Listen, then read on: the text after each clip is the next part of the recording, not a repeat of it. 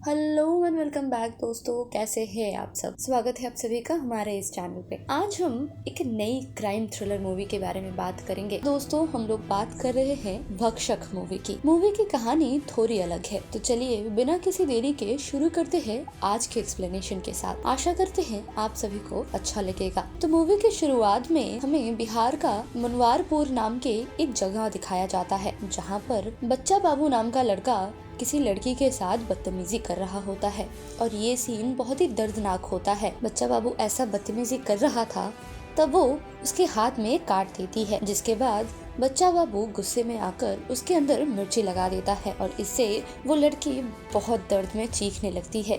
उसके बाद सोनू नाम का एक लड़का वहाँ पर आता है और वो बच्चा बाबू से पूछने लगता है कि क्या हुआ है।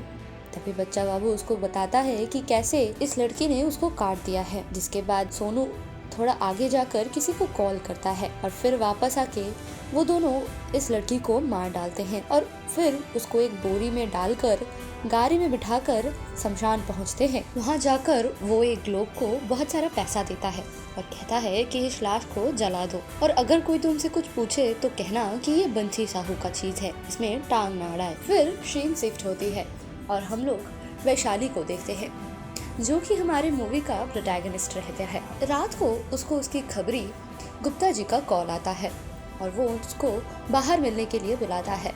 जैसे ही वैशाली जाती है, गुप्ता जी उसको एक फाइल पकड़ाती है जो कि मनवारपुर में होने वाले कुछ दुष्कर्मों के बारे में है। लेकिन कहानी जानने के बाद वैशाली पहले मना कर देती है और कहती है कि ये सब काम पुलिस का है, मैं इसमें नहीं पढ़ना चाहती। लेकिन गुप्ता जी उसको कहता है कि वहाँ पर बहुत सारे छोटे छोटे बच्चे हैं जो कि अभी बहुत ही खराब हालत में हैं।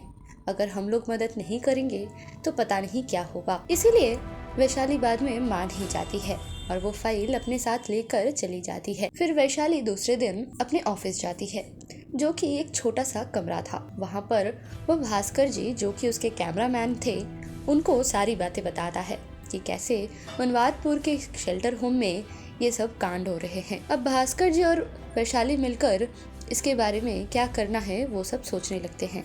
वैशाली का एक छोटा सा न्यूज चैनल है जिसका नाम है कोशिश। वैशाली और भास्कर जी मिलकर मुनावरपुर जाते हैं और वहाँ पहुँचते ही वो लोग सबसे पहले बालिका सेवा गृह पहुँचते हैं, जिस शेल्टर होम के बारे में इतने सारे बातें उठ रहे थे। वहाँ पर वैशाली पूछताछ करने लगेगी उससे पहले ही सोनू नाम का वो लड़का आकर उसको यहाँ से भगा देता है और कहता है कि ये प्राइवेट प्रॉपर्टी है, यहाँ पे आना मना है। ये देखकर वैशाली को शक तो हो जाता है कि यहाँ कुछ तो गड़बड़ है, इसीलिए उन लोगों को वो सब अंदर नहीं जाने दिए। इसके बाद वैशाली सीधा पहुँचती है वो चाइल्ड वेलफेयर मिनिस्टर मिथिलेश के पास और वो उनको सब कुछ खुलकर बताती है। लेकिन ये मिथिलेश सब कुछ डिनाई कर जाता है और उन लोगों को हेल्प करने से मना कर देता है और कहता है कि ऐसा कोई बात नहीं है। अब बात ये था कि आगे चलकर हमको पता चलेगा कि ये मिथिलेश तो बंसी साहू के लिए ही काम करता है। फिलहाल वैशाली कुछ तो समझती है और वहाँ से निकल जाती है। उसका खबरी गुप्ता जी फिर से वैशाली के पास आता है और उसे कहता है कि कैसे वंशी साहू एक बहुत ही पहुंचा हुआ इंसान है, उसके पीछे बहुत सारे मिनिस्टर का इन्फ्लुएंस है और इसको पकड़ना इतना आसान नहीं होने वाला है। इसके बाद भास्कर और वैशाली मिलकर वंशी साहू के पास पहुंचते हैं। यहाँ पर वंशी साहू उन लोगों को मिलने के लिए बुलाया था और वो उनको धमकाने लगता है और डायरेक्टली कहता है कि अगर वैशाली इन सब चीजों से दूर नहीं रही तो वो उसके फैमिली और उसको छोड़ेगा नहीं। लेकिन वैशाली को तो इन सब बातों से फर्क ही नहीं पड़ता था, क्योंकि उसे उन बच्चियों को किसी भी हालत में बचाना था और फिर वो वहाँ से उठकर चली जाती है। इसके बाद वो भास्कर जी को अपने साथ लेकर आसपास के शेल्टर होम में जाने लगती है और इस बालिका सेवा गृह के बारे में पूछताछ करने लगती है। लेकिन कोई फायदा नहीं होता है, किसी को इस शेल्टर होम के बारे में ज्यादा कुछ पता ही नहीं रहता है। लेकिन आखिर में एक शेल्टर होम में वैशाली को पता चलता है कि वहाँ पर पहले उस जगह पर काम करने वाली एक लड़की है जिसका नाम है सुधा।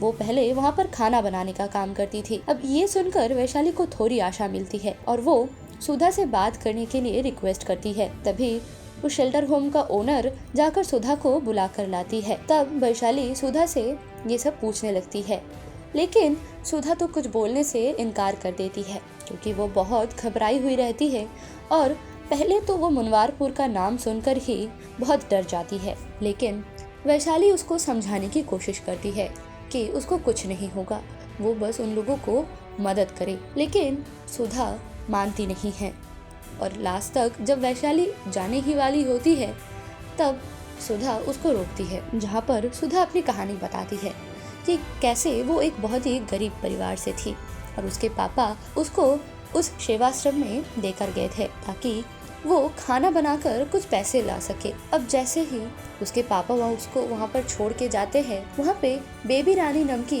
एक लड़की आती है जो वहाँ की सारी लड़कियों की देखभाल करती थी और वो उसको सारा जगह दिखाती है। यहाँ पर सुधा देखती है कि एक छोटे से कमरे में बहुत सारी लड़कियों को रखा गया है और सभी का हालत कुछ ठीक नहीं लग रहा है। फिर वो सुधा को खाना बनाने का जगह दिखा देती है और वहाँ से चली जाती है। तभी वहाँ पर गुड़िया नाम की एक लड़की आती है और वो उसको चेतावनी देने लगती है और कहती है कि तुम जितना जल्दी हो सके यहाँ से भाग जाओ, वरना तुमको भी ये लोग जिंदा नहीं छोड़ने वाले। ये लोग बिल्कुल भी अच्छे इंसान नहीं हैं। अब ये सब बातें करते हुए बेबी रानी गुड़िया को देख लेती है और आकर गुड़िया को बहुत पीटने लगती है और वहाँ से भगा देती है। फिर सुधा अपने काम में लग जाती है। अब सुधा के दिमाग में ये सब बातें तो चलता ही रहता है। रात को जब वो सोने जाती है और जब सब कुछ सन्नाटा हो जाता है तो अचानक से उसे एक बहुत जोर चीखने की आवाज़ सुनाई देती है।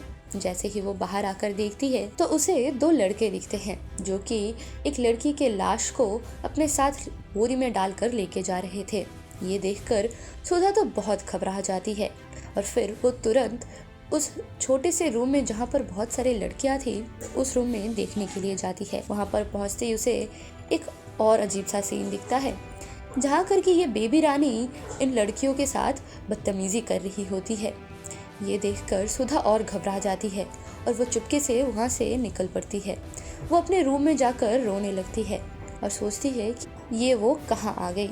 इसके बाद सीन चेंज होता है और हमें दूसरे दिन दिखाया जाता है जहाँ पर वो बेबी रानी के साथ कहीं जा रही थी और तभी वहाँ पर बंसी साहू आता है और बंसी साहू सुधा को देखकर कुछ उल्टा सीधा कमेंट भी करता है। जैसे ही बंसी साहू वहाँ से आगे बढ़ता है, बेबी रानी सुधा को कहती है कि अगर तुम इनको खुश रखो तो वो तुम्हें बहुत खुश रखेंगे।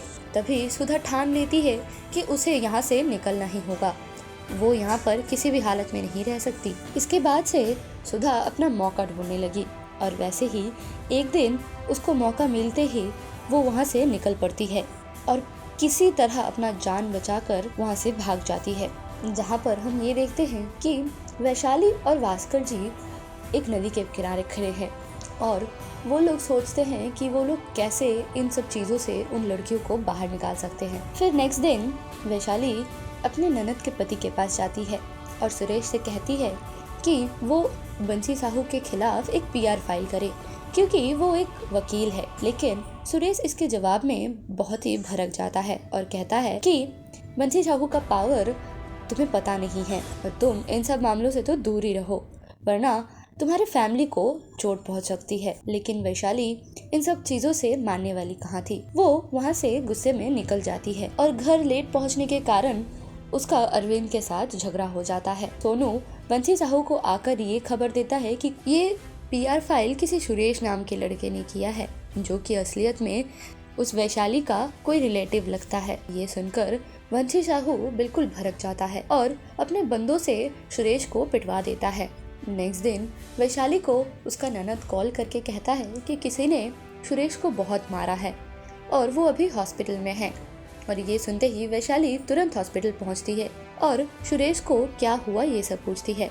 लेकिन तभी सुरेश उसको उल्टा सीधा बहुत कुछ सुना देता है और उसको उसके फैमिली से दूर रहने के लिए कहता है। अब इन सब चीजों से वैशाली थोड़ी फ्रस्ट्रेटेड हो जाती है। इसके बाद दूसरे दिन भास्कर जी वैशाली को एक नए एसएसपी के बारे में बताता है और कहता है कि इनका नाम जसप्रीत कौर है और वो बहुत ही ईमानदार ऑफिसर है जो उनके इलाके में नए पोस्टिंग से आई है। और फिर ये दोनों निकल पड़ते हैं जसप्रीत से मिलने के लिए। वहाँ जाकर वो उनको सारे सबूत दिखाते हैं, वो फाइल बाकी के इंफॉर्मेशन सब कुछ बताते हैं। लेकिन जसप्रीत कहता है कि उसको ये सब की चीज़ बारे में बहुत पहले से ही पता है लेकिन वो कोई एक्शन नहीं ले पा रही है क्योंकि ये आदमी बहुत ही पहुंचा हुआ है और इसके खिलाफ बहुत ठोस सबूत चाहिए, तभी वो लोग इस बंसी साहू को अरेस्ट कर पाएंगे। जसप्रीत अपने कमिश्नर साहब को ये सब दिखाती है और कहती है कि इसके खिलाफ कोई एक्शन हमें लेना चाहिए, लेकिन उसका सर उसको ये समझाता है कि ऐसे हम किसी को अरेस्ट नहीं कर सकते क्योंकि ये कोई ऑफिशियल डॉक्यूमेंट नहीं है। तो एसएसपी जसप्रीत कहती है कि ये लड़ाई तुम्हारी अकेले की हो गई है, अभी तुमको अकेला ही ये जंग लड़ना पड़ेगा। जो सुनकर वैशाली दूसरे दिन पहले तो भास्कर जी से मिलती है और उनके साथ मिलकर एक प्लान बनाती है। हम ये देखते हैं कि वैशाली धीरे धीरे सभी का नाम लेकर अपने न्यूज चैनल पे इस शेल्टर होम के बारे में क्वेश्चंस शुरू करती है। बृजमोहन समझ जाता है कि कोई अपना आदमी ही उसको धोखा दे रहा है और वो तुरंत जाके बंसी साहू को ये सब बातें बता देता है और वो सब मिलकर मिथिलेश को मारने जाते हैं क्योंकि उनको पता चलता है कि ये मिथिलेश ही कुछ गड़बड़ कर रहा है। अब इन सब के चक्कर में वैशाली का न्यूज वायरल हो जाता है और सब कोई इसके बारे में बात करना शुरू करते हैं। तभी जसप्रीत को सीएम का कॉल आता है और तुरंत एक्शन लेने के लिए कहा जाता है और जसप्रीत तुरंत ये खबर वैशाली को देती है कि इसके खिलाफ एक एफआईआर हो गया है और वो लोग बहुत जल्दी उसको अरेस्ट करेंगे, लेकिन उसको सजा दिलाने के लिए और कोई ठोस सबूत चाहिए, कोई गवाह हो तो सबसे अच्छा, लेकिन अगर ये नहीं मिला तो उसे सजा शायद नहीं मिलेगी क्योंकि जैसे तुमको पता ही है इस आदमी का पहुंच बहुत ऊपर तक है, तो कोई ना कोई इसको छुड़ा देगा। वैशाली तुरंत गाड़ी लेकर सुधा के पास पहुंचती है और उसको सब कुछ खुलकर बताती है। पहले तो सुधा ये सब कुछ करने से मना कर देती है क्योंकि वो बहुत घबराई रहती है और उसे डर था कि कहीं कोई आकर उसको न मार दे, लेकिन वैशाली यहाँ पर फिर से उसको समझाती है कि कैसे वहाँ पर रहने वाले बाकी सारी लड़कियाँ अभी भी बहुत तकलीफ में है, तो उन लोगों को बचाने के लिए सुधा को ये करना ही पड़ेगा। और फिलहाल सुधा मान ही जाती है और वो अपना चेहरा कवर करके पूरा गवाह देने के लिए राजी हो जाती है और वैशाली उसका रिकॉर्डिंग वायरल कर देती है, जिसके चलते पूरे शहर में इसी चीज को लेकर बातें होना शुरू हो जाती है और फिर पुलिस ऑफिसर्स जाके उस शेल्टर होम को घेर लेते हैं और पहले तो वो लोग बंसी साहू और उसके आदमियों को अरेस्ट करते हैं और फिर कुछ पुलिस ऑफिसर्स जाके वहाँ पे रहने वाले बाकी सब लड़कियों को वहाँ से बाहर निकालते हैं।